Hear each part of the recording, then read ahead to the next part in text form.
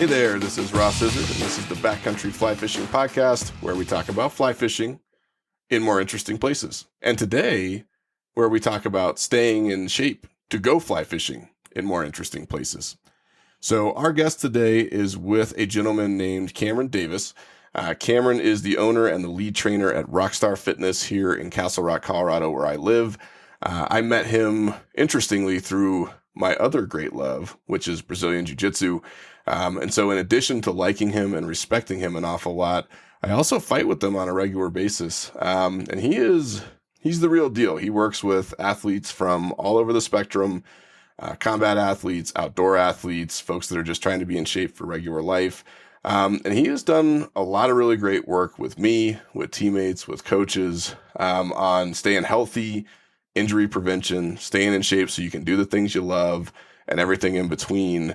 And I have always really valued his input and his thought process, and frankly, his approach to fitness. And so I thought we'd have him on here because fitness is a critical part of being in the backcountry. You have to be able to hike. You got to be able to climb over stuff, smash through bushes, wade, catch your balance if you slip in the river, bend over, kneel, all of those things. And even though we don't often think about fitness as being sort of one and the same, I think a lot of people bifurcate it into, fitness is a thing that you do at home. It's going to the gym and working out and going for runs. And then you have the outdoor stuff, which is hard physically, but isn't really fitness in the traditional sense. And some people make the mistake of thinking that you can get away with having some slow months in the wintertime where you're not really hiking as much, maybe you're not quite as active, and then you're just going to jump right back into it in the spring and be exactly where you left off and ready to rock. I got bad news for you guys. That's probably not the way it's going to go. That first hike of the season is always going to be tough for you no matter what, but it doesn't have to be as brutally tough as it could be if you were willing to take staying fit and staying healthy and staying in shape over the winter seriously, so that you're ready to rock when the warmer months roll back around. So Cameron's here to talk about all of that, some specific exercises, things you ought to be thinking about, ways that you should sort of frame your mindset around staying in shape for the coming backcountry season, and everything in between. So it's a great interview. I really enjoyed talking to him. I appreciate Cameron so much, love what he does, and I hope that you learned something. So with that, let's go ahead and hop in.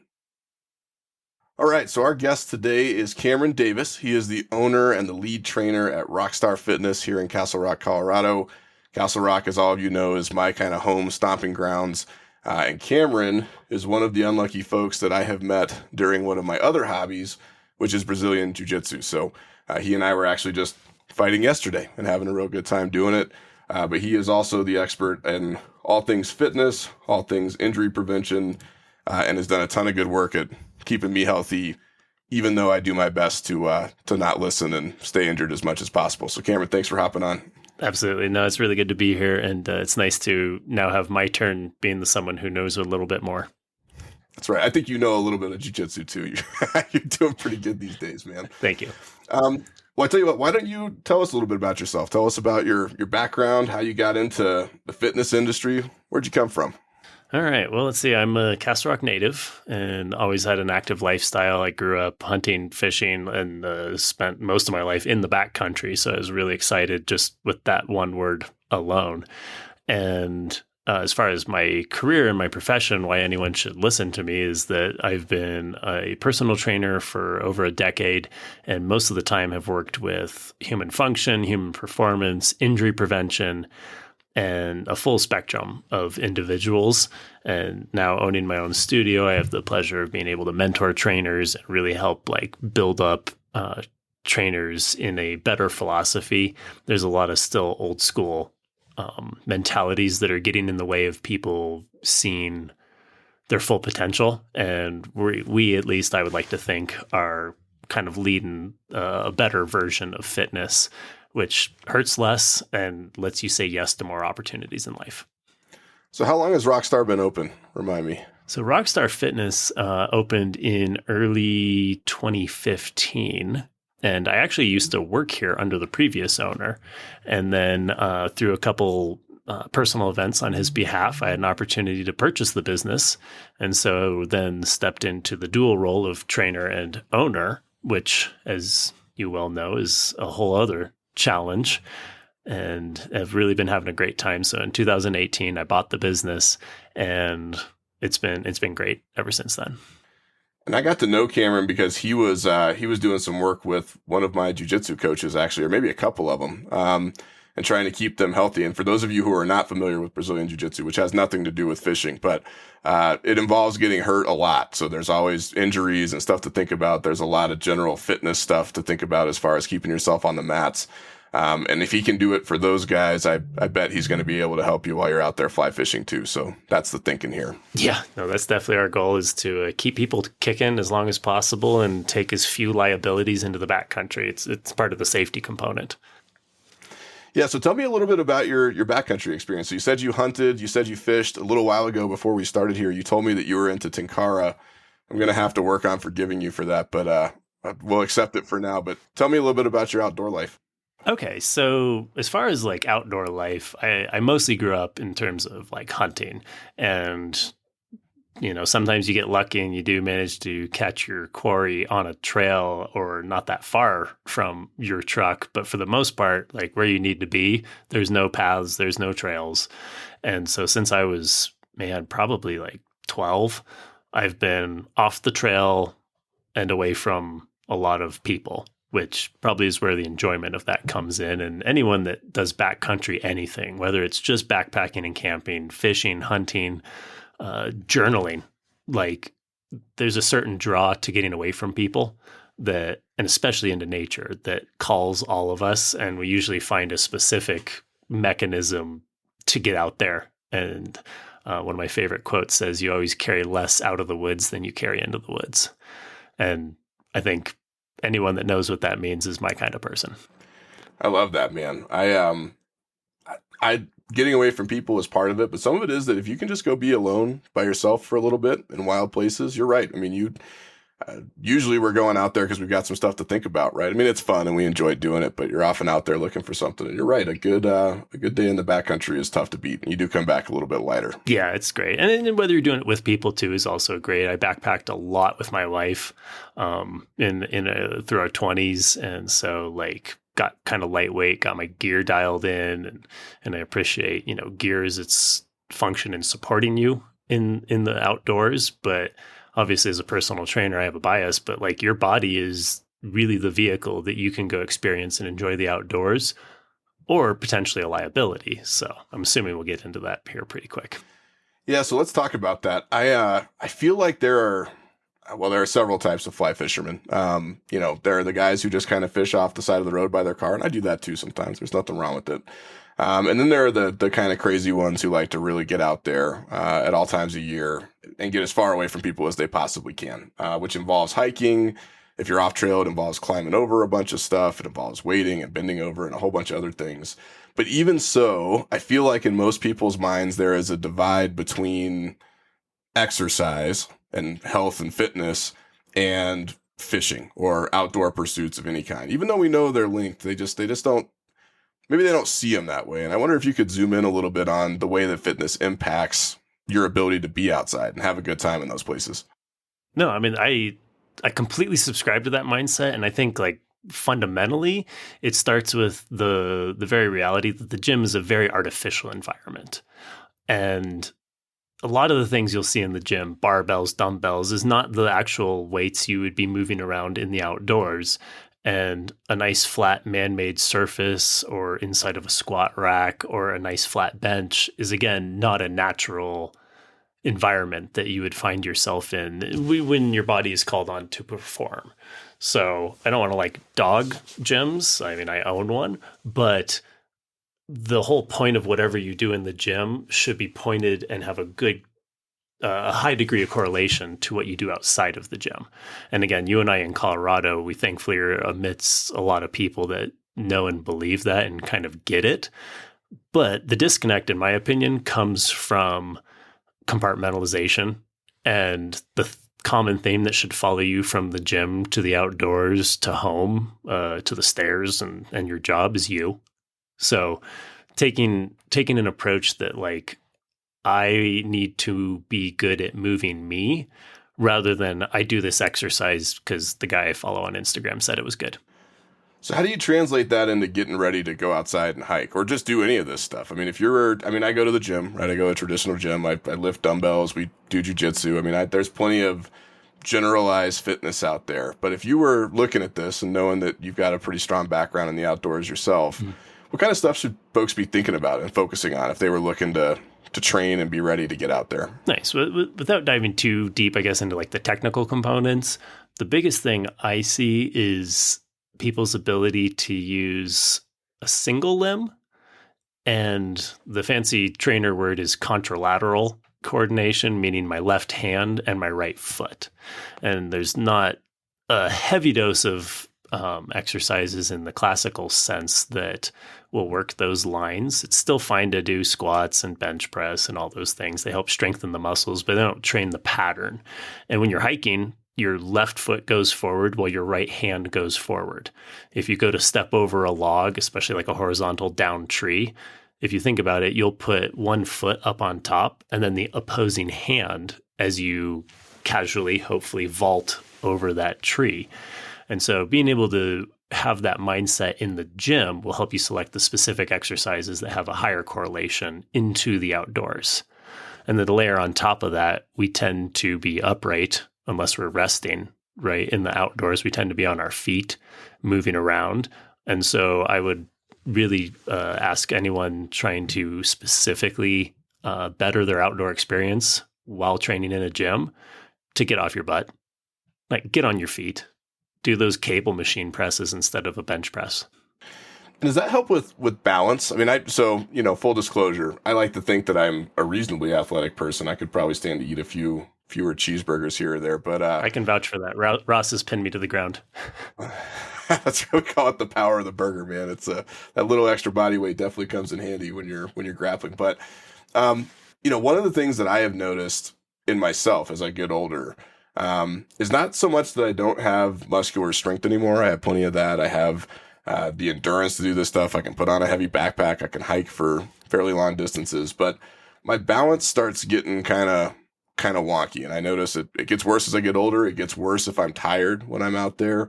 And to be honest with you, I sometimes struggle with knowing how to work on it. But it's pretty important, especially if you're fishing anytime. But in the wintertime, you fall in water that's like 34 or 35 degrees. You're going to have a bad time pretty quickly. So I like what you're saying about being on your feet and trying to focus on that. But if you were trying to develop those kind of, I don't know, soft skills that aren't direct strength or cardio conditioning or any of that, what would you be looking at on that front? That's a really good point. Like you said, you feel pretty good once you're out there and moving, but then when the fatigue sets in and you're, closing in on your limits, so to speak, that's when you really, really see kind of where your skills and your efficiency lie. And that's one big paradigm shift that I've made in my growth as a personal trainer is separating and training effectiveness and efficiency separately. And it's tough because we're fighting our own like neurobiology. The brain is wired to just accomplish a task. And whether you have a bum shoulder or some type of limitation, your brain will figure out a way of still getting the dishes out of the dishwasher or the box up on the shelf. It may not be the most efficient way, but your brain will solve the problem and get the job done. And so you can move on. But when you're in the backcountry, efficiency all of a sudden becomes a really good thing to hedge against your liabilities. And so training for efficiency, which is kind of a vague statement. And so I was going to kind of help a little bit with that. But I would say like from a thematic standpoint, that's a really good way of looking at your gym training. You've got all sorts of different capacities that you can improve on. Power, which is strength applied rapidly, right? Strength, just quantitative, objective strength. Mobility, flexibility, which are different skills. And then you've got the coordination of those items. But I also like to try to train all my clients with just efficiency. Like, can you say you can deadlift, we'll just pick a random number, say you can deadlift 225 for 10 reps. Well, can you get to a point where you can do that easier? And that's where technique comes in. But when you're crawling through the woods, how you feel after a couple hours changes everything. And that's where so if you're in the gym, like find some opportunities to get on one foot like challenge that balance while you are doing a shoulder press. That's actually one of my screenings when clients come in is I want to see them do a one-handed shoulder press while standing on one leg. And that shows me everything from the ankles to the hips to the core to the shoulder blade, and can they work the whole body as a unit? And hopefully that's one thing that you have noticed grappling with me is I'd like to train my body to be efficient and be able to use all my little bits and pieces. So if I don't have skill yet on the mats, I at least have a little bit of efficiency. Yeah, tiring you out doesn't work. Usually you can kind of wait people out and wait for them to get tired, but you are very efficient, and that doesn't ever work on you. So I'm sure that's not going to bode well for me at some point in the future, but it's good for you. So as far as the difference between mobility and flexibility, I wonder if you could talk a little bit more about that, because those are both, strength matters, but I mean, we're casting fly rods, right? You don't have to be the Hulk to get those things out there.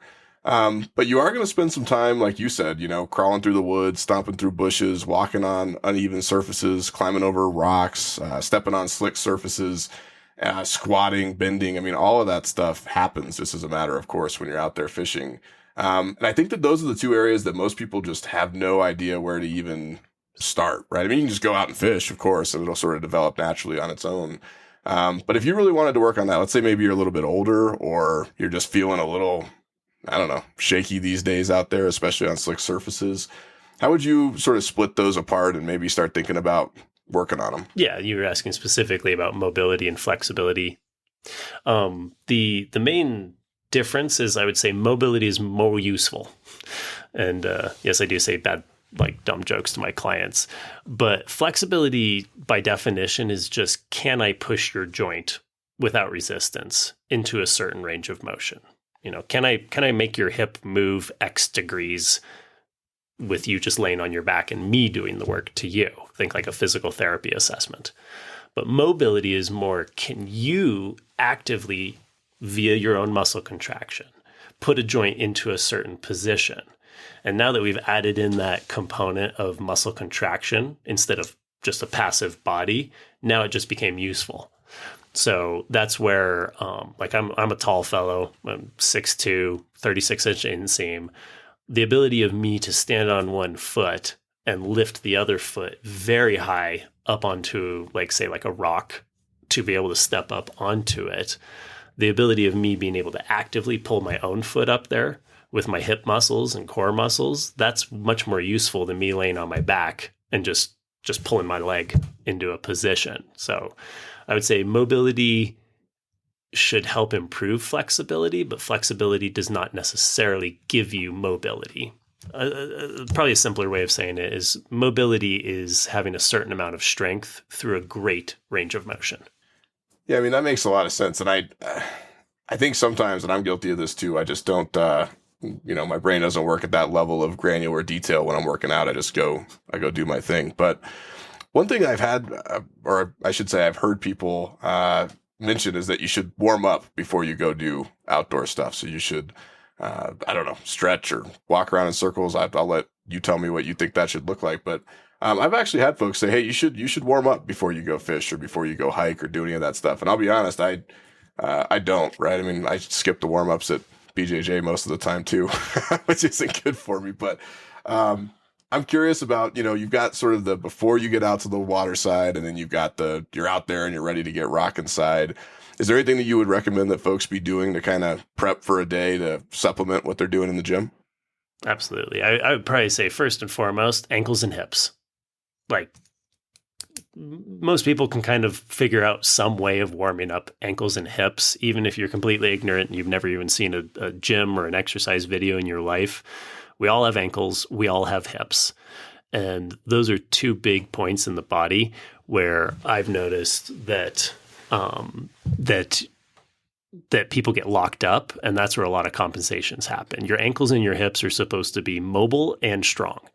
So get out of the truck, roll your toe around on the ground, do some calf stretches, get that ankle moving. Same thing with the hips. Get your hips, do some back stepping circles, put your foot up in the car, maybe even up on your seat, and do some runner stretches that way. Just get that mobility back. And the reason is, if you drove to a spot, you're going to start hiking. Your muscles have probably gotten tight just from sitting down and driving, and then probably exacerbated if you have a sitting down job. So don't go into the woods with a default tight seated posture. Go into the woods with as close to a fully functional body as you can. And so that's some specific things I have for a lot of my clients that do outdoor recreation is like, at least just get the things moving. And since you'll be on your feet, like I mentioned earlier, ankles and hips are big ones.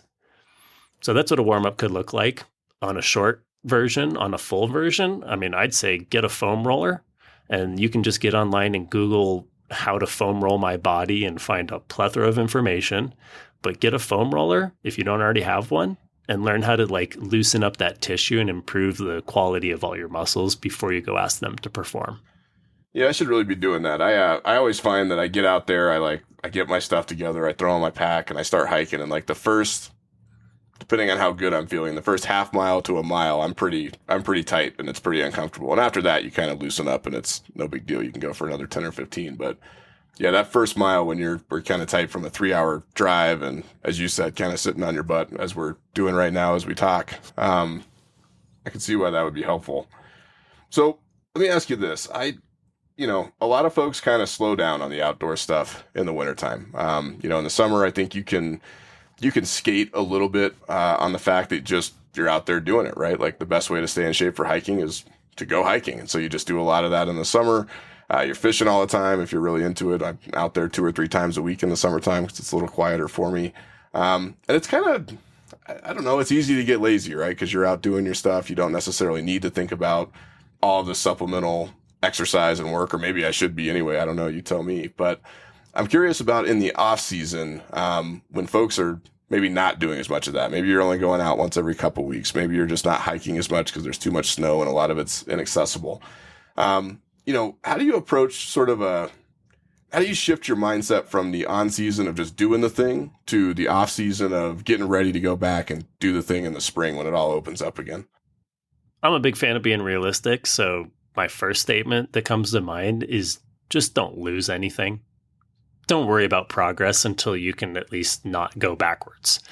So think about what you gained in the summertime. You were hiking all the time, so you had endurance. All right. Do you have a treadmill? Do you have a bike? Could you at least get out the door every now and then and go for a pretty rapid walk around the neighborhood with your wife, partner, dog? At least do that. So try not to go backwards. And then speaking of dogs and pets, and even if you got kids, not exactly equating the two, but get down on the ground. Whenever you get down on the ground, it takes away a ton of load on the body, and you can experience a lot more freedom that maybe you gained in the summertime. So get down on the ground, make sure you put your hips in different positions. We all, I think, at this point may have seen some of those studies for aging of can you get off the ground without using your hands? Start there. If you can't, get there. Like find ways of getting off the ground, not using your hands. The amount of variety you'll put yourself through will help mimic the variety you experience in the summertime in the outdoors. And that's, the gym is good. Like I said, I own one. It's nice. But even here, I tend to find myself moving people in like north, south, east, west. So I move them in lines forward. I move them in lines sideways, and then I have them stand and rotate. It's just the way I think about making sure I hit all 3 planes of motion.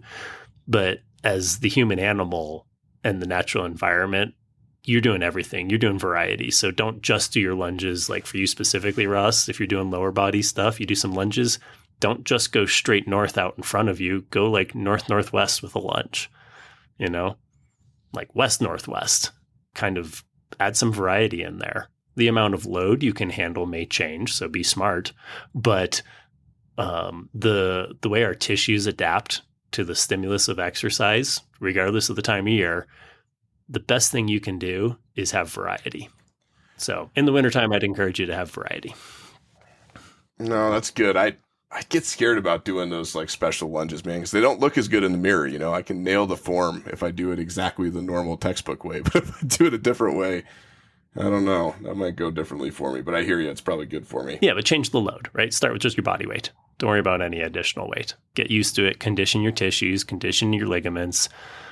Just like in the summertime when everyone starts maybe getting back outdoors, like most people aren't going to go straight for their huge trip. Like they're going to start with something small.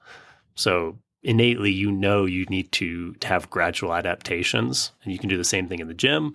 In the wintertime, I do spend a lot of time outside. My wife and I have 10 horses on the property.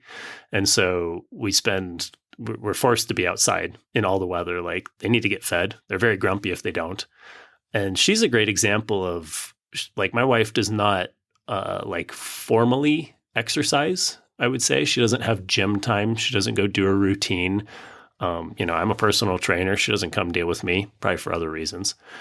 But she is in there mucking stalls. She's carrying bags of feed around. Like just today, she picked up 600 pounds of just bedding material. And she was on her way home when I saw her last. And she's going to go unload all of that on her own, 40-pound bags at a time. So, we have the luxury of almost being forced to have a very active lifestyle. You may have to add a little more intentionality out of it, but it's those little tips like park in the back of the parking lot. Take the stairs, not the escalator. If you got the time for your flight, don't stand on that moving catwalk thing in the middle of DIA. Like, get to stepping. And those add up. And my wife's actually in the best shape of her life right now. And she loves it. She hurts less. And honestly, she looks great. That's awesome. I'm sure she'd be glad to hear you say that too. So brownie points. Out of curiosity, do you guys live on a ranch? I guess I didn't know that about you. Probably like a ranchette. A couple years ago, we've been busting our chops for 12 years, and we both grew up outside of town here on about 10 acres. That's how we both grew up. And, you're young, you're married, you move into town and buy what you can afford. And we worked really hard for over a decade and now had the opportunity to move about 15 minutes east of here. And we own 10.8 acres now. So I have all sorts of physical activity in my life. I actually just bought a welder and am attempting to learn to weld now. That's awesome. I didn't know that about you. So file that under stuff I learned today. But I love the point about just staying active in your daily life, right? I mean, so don't be lazy, right? As Cameron said, take the stairs. I mean, even if it's just one flight of stairs, just go up the stairs, man. Carry your briefcase up there. Same thing at DIA. Yeah, if you're going to walk down those long, people movers, just skip it. Or take a phone call while you're standing up instead of sitting down. I mean, those little things do make a big difference, I find, especially when you add them up over time. But Cameron, let's say that I'm, a fairly frequent hiker. Maybe I hike, I don't know, 3 times a week in the summertime. That's my thing. And I go out and they're probably in Colorado, we're probably climbing up mountains. So, 2, 3, 4,000 feet of elevation gain, depending on where you happen to be. And by the end of that, really, you're in pretty good shape, right? You couple the exercise with the weight of the pack, with the general challenges of walking outdoors, with the elevation, and you get some pretty solid cardio and endurance work out of that. And I really like what you said about not losing it. Like your goal maybe isn't to train for climbing Mount Everest on a treadmill, but your goal is to not lose, hopefully anything, but at least as little of what you gained over the last season as you possibly can. So if I'm looking at that and I'm thinking about, what does it take to not lose it, right? So if I'm hiking for 3 days a week and those are long days of 4, 5, 6, 7, 8 hours of hiking, what should I be thinking about when I go to the gym to kind of try to maintain that as far as frequency, intensity? How long do I have to be in there? Like, what does the off season sort of don't lose it protocol look like? It's kind of tough, right? As a personal trainer, everything I do is completely tailored to a unique individual. So what I'd have you do would be different than what I'd have someone else do. But maybe if you tend to be more of an objective mind and you like having some quantitative ways of looking at yourself, as soon as that kind of fishing season, the nicer weather starts closing off, find a way of testing yourself, see where you're at, and then don't lose that. It could be as simple as how many squats can I do in 60 seconds? Or how much can I squat if you're a comfortable person in the gym? Again, take it all within context and make it scalable to yourself. But when you're hiking, that's predominantly lower body. And kind of back to my earlier point of like the one limb at a time thing, how long can you stand on one leg? You specifically mentioned balance for yourself. Like, it's just simple. Give yourself a maximum of 3 attempts. use a stopwatch. How long can you be on one leg? Probably if you make it to 2-3 minutes, just go ahead and stop that there and we'll call that good enough. And so maybe that's not your biggest issue, but maybe it's now for you, you can start playing catch with a child or with a friend while you're standing on one leg, make it a little more interesting. And that's probably the other thing that I think helps a lot is the social component. Find something else with other people. There are those people that are they're just machines. They're totally motivated in and of themselves. But if someone's listening even to this podcast, I'm assuming that they know they ought to be doing something, which tells me that you are not doing what you ought to be doing or should be doing. So how do we get you moving forward? Like, don't worry about the David Goggins. Those guys are just unnatural. But for the rest of us mortals, we need something to make us do things. And that's where adding a bit of a social component can be helpful. If that's your thing, sign up for a class. We're personal trainers. We're basically accountability partners for hire. So we do that for other people. And don't be afraid to ask for help is probably another big thing that's tough, especially for dudes, right? Like, reach out to a personal trainer. I don't make everyone sign up for ongoing with me. Personal trainers are some of the most amazing people you'll meet. Call a personal trainer, tell them I want one session and I want you to find out where I'm at. And I want you to help me understand what I need to do to not go backwards, and then pay the poor guy and say, this is great, appreciate it. And then go do it at home. I love the advice of having something else to sort of keep you accountable. And partially because, as you said, having that social aspect is, it's important. I mean, if I don't go to jiu-jitsu practice, then I'm going to show up and Cameron might choke me one of these days, right? I gotta stay on top of it. And that helps. But also, I mean, you're not going to fish as much in the winter, right? I mean, you're still going to get out there. I fish all year round. But the truth is that, conditions and holidays and family stuff and everything else, the chances are that you're going to see a drop off in that graph in terms of your frequency and your time on the water.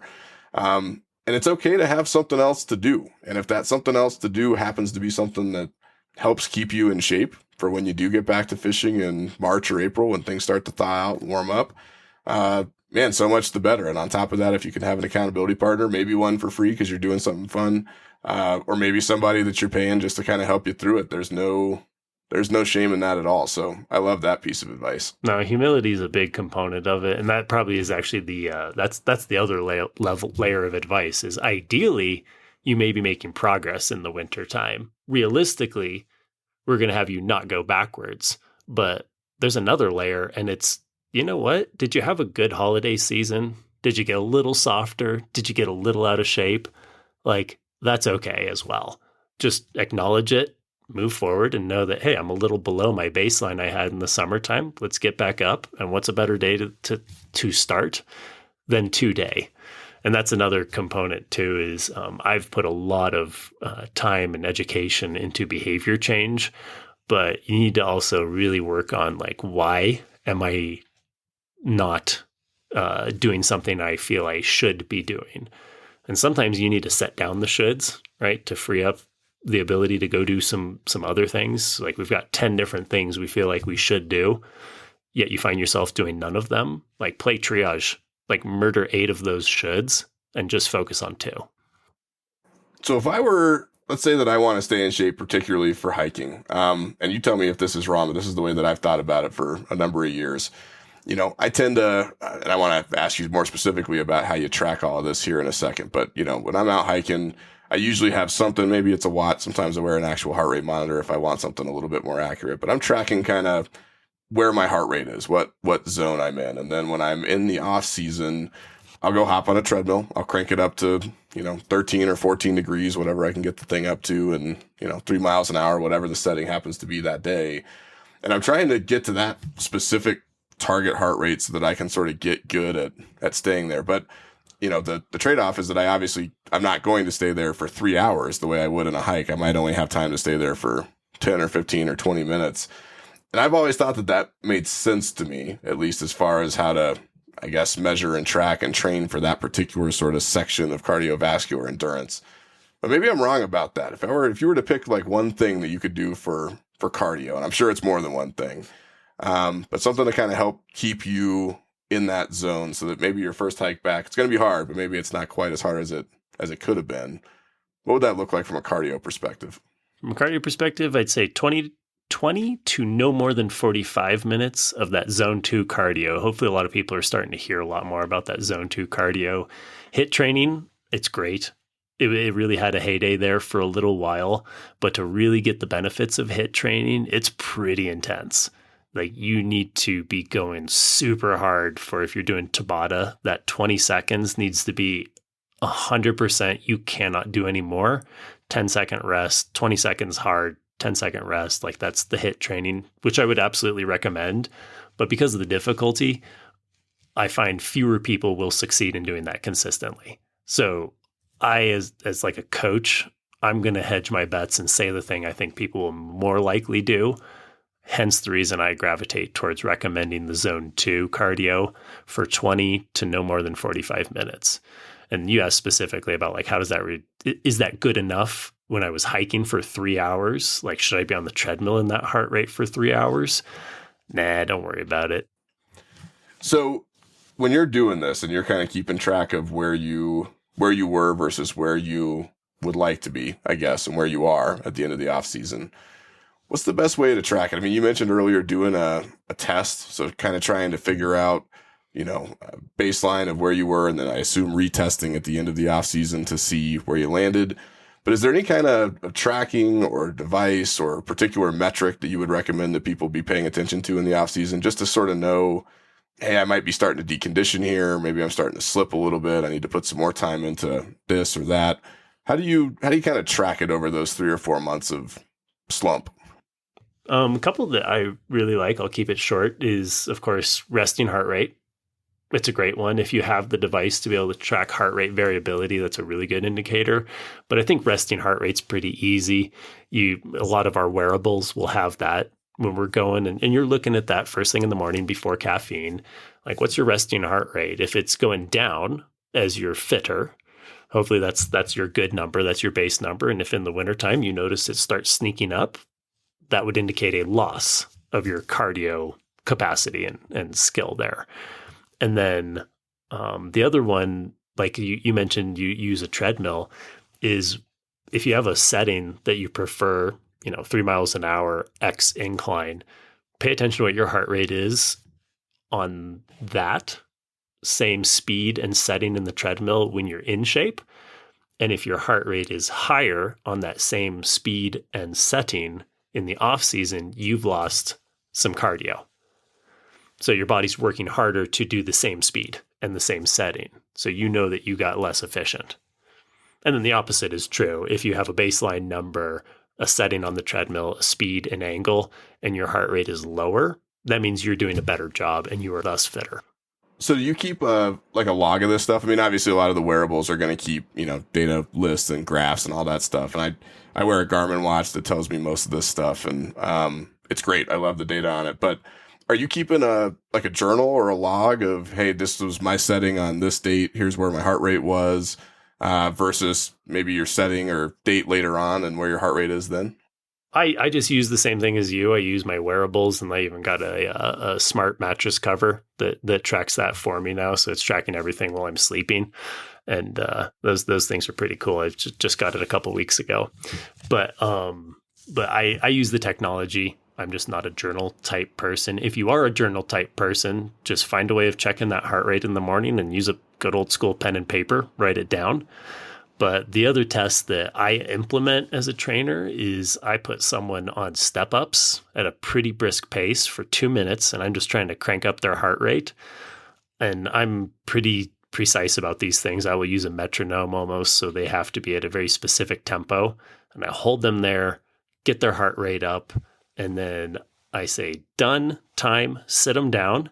And I will actually data plot the heart rate over the next 3 minutes. So we'll use you an example. I stick you on this step up and I grind you for 2 minutes and your heart rate makes it all the way up to 140. I say, great, stop, sit down. We hit that heart rate at 140, and then we will data plot that every 15 seconds over the next 3 minutes. And I'm looking for how quickly can you recover. So recovery is partly the magic of HIIT training, and that is an important factor that I look at when we're talking about cardio and stamina is how quickly can you recover? And that sounds really technical, but if you've ever been out on a hike and in the backcountry, you start walking up an incline, especially here in Colorado, and you're north of 8,000 feet, that incline's going to get that heart jamming. But as soon as it levels out, how quickly do you come back to a comfort level? That's going to show us, one, your fitness level, but two, it's going to change your enjoyment factor. Like if you walk uphill for 2 miles and you're just completely spent, even if I give you rest and you can't make it the next 2 miles to where you really want to go fishing, like, all right, we got a problem. Let's fix that. So back into the gym, use that winter time, get on that treadmill, get your cardio, get your bike, get your Peloton, get out for a walk. And if you can't go for runs or jogs, I'm a big fan of rucking as well. Watch out if you have any neck issues. Rucking, probably not for you, but just put some heavy weight in a backpack and go for a walk. Yeah, that's a great piece of advice, and I occasionally do that. I don't ruck, at least not in a formal sense, but just getting out and doing it. And sometimes I'll go out and fish someplace that doesn't really require me to wear a heavy backpack, and I'll just wear one anyway for the sake of just having the weight on me and being used to it. And what Cameron's saying here about that recovery time, you guys, if you're being honest with yourselves when you go and hike, you're going to have to take breaks, right? I mean, there are a few kind of Terminator type people who don't have to take breaks when they hike, and they can just power up, 7 miles and 4,000 feet like it's no big deal. Most of the rest of us, especially those of us who are, pushing middle age, are probably going to have to take a break. And Cameron's right. I mean, if you take really long breaks, if you're not recovering well out there, not only could you not reach the destination, which is terrible, but also you've got a time limit on you, right? Especially those high elevation spots above timberline. You need to be up there catching your fish and out by no later than noon most days, unless you want to experience what it's like to be physically inside a thunderstorm. And having done that a few times, please don't do that. I don't want to hear about you on the news. Yeah, no, it's not a good idea. So being able to move quickly and take a rest and recover quickly and get back on the trail as quickly as possible, that's not just for your ego. That's a serious consideration for those of us who are fishing above tree line, which I know a lot of us do over the course of the summer. So that's a great piece of advice. No, thanks. And that actually was probably the biggest thing I even jotted down preparing for this was margin. Like we know safety is important heading into the backcountry. And so you can have your first aid kit, you can have your GPS responder, but your physical ability to get out of a bad situation is probably the best thing you could have. And how do we make sure we have that? By not hitting the limits. And so margin is a concept that also I really wanted to make sure we did have an opportunity to touch on that. And that's where the cardio, that's where the strength, this is the common theme with all of those, is I want you in the gym training harder than your hikes. Because then I know when you go on your hikes, the hike is easy. Or not easy, but it's not pushing your limits. And we all tend to get hurt when we are at the limits. I just, knock on wood, I have until this last year, never had a serious injury in the backcountry. And part of it's all the topics we mentioned: strength, mobility, flexibility, balance, stamina, cardio, like all of those items. But this last year, I had a fairly minor, but I had a torn ligament in my ankle. And I went backcountry hunting for a week, and I was very careful, and I knew about it. And I made it 6 days, no problems. Everything was great. And just that last day, about 30 minutes from the truck, hopped over a log like I had literally thousands of times in the last 6 days, landed weird, and I rolled the tarnations out of my ankle, hobbled back to the truck, had to call it for the whole trip, packed up my camp, came home. And that's actually the first serious injury I've had in the backcountry. And it's because I went out there with a liability. So I was at my line. I did not have the margin I needed. Yeah, number one, it ruins your day, right? I mean, you can't fish or hunt or hike anymore because you messed yourself up. But the other thing is, if that happens to you in the wrong scenario and you're, way out in the sticks, that can turn into a pretty dangerous situation pretty quickly. And it might be an injury, right? I drove beyond everyone. I hiked for 6 hours beyond everyone, nasty 45-degree slopes with blowdown. I'm glad it happened after I ran into the bear, though. So... You're going to have to tell the bear story now, man. Oh, I mean, it's not that big of a deal, but I'm hunting, so I'm being pretty quiet through the woods, and it's getting about that good time of the evening and making it back. And I pause in this tiny clearing, and I thought I heard something in the trees. And so I hit my elk call and sounded like it was coming towards me. I got real excited. And then about 30 yards comes out of the tree a pretty solid medium-sized brown bear. And yeah, thankfully I guess I kind of thought, well, I don't want to surprise a bear, so I'm going to put the ball in his court, and stepped out from where I had some cover and took my hat off, looked as big as I could, and yelled, "Hey, bear." And it was an interesting look he gave me. It was kind of more like a, I don't feel like this right now, I'm going to go around you look. It was certainly not a turn and hightail it look. So, and I was muzzle loading, so I only had one round and I had some bear spray, and that was it. Well, I'm glad you rolled your ankle after that, man, or you might have had a bad time. That's not good. Yeah. So if somebody wanted to go out and find personal training, maybe if they live in Colorado, I'd love for you to tell them, how they get in touch with you and RockStar, but even just generally. So we have people that listen all over the country. They may or may not have ever thought about doing personal training or developing an exercise routine, or really even seriously training for backcountry work at all. Where do they start? Where do they find help? I'd honestly like to first and foremost probably mention two companies. Only one of them I have an affiliation with is Mountain Tactical Institute, MTI Tactical. It's a kit out of Wyoming, I believe it is. But the guy that owns it, Rob Shaw, he is absolutely phenomenal with his programming. I steal a lot of my great ideas on program design from him, and his programs aren't really that expensive. He's real big on cutting out junk reps.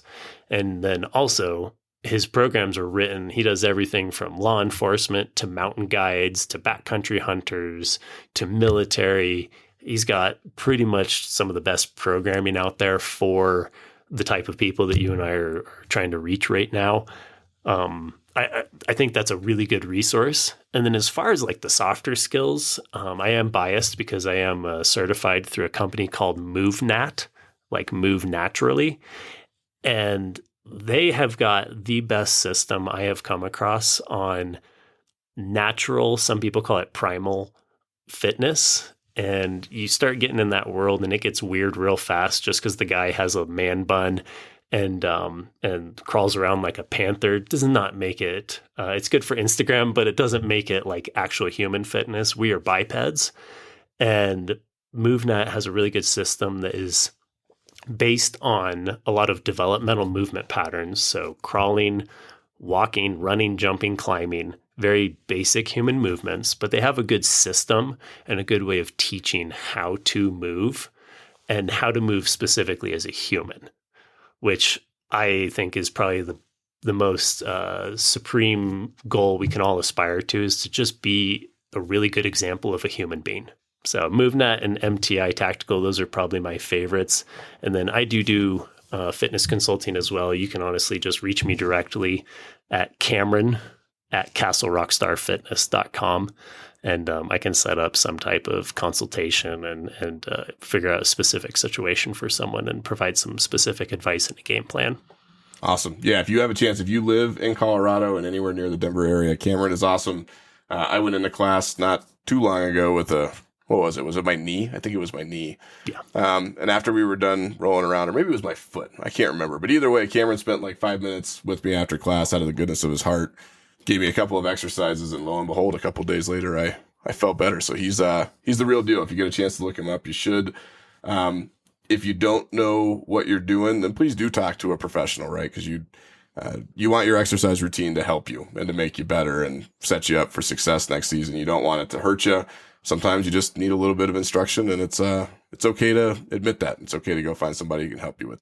Couldn't agree more. Think about what you spend on your fishing gear. Like, who cares about $100 to $200 for a couple sessions with a trainer to take a big step forward?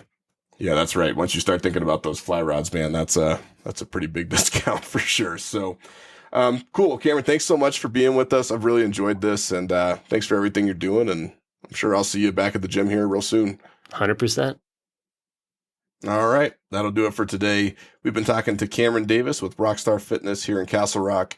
Remember, guys, staying in shape in the off season is the key to having a really good on season. So don't neglect your health. Stay in shape, stay healthy. Means you're going to be out there going to cooler places and catching more fish when the sun rolls back around in the spring. Hope you learned something. Hope you had a good time with this one. Hope you're taking care of yourself and being safe out there on the winter trails. And we'll see you real soon. Until next time, this is Ross. Maybe I'll see you out there. Unless you're too fat to get up the mountain.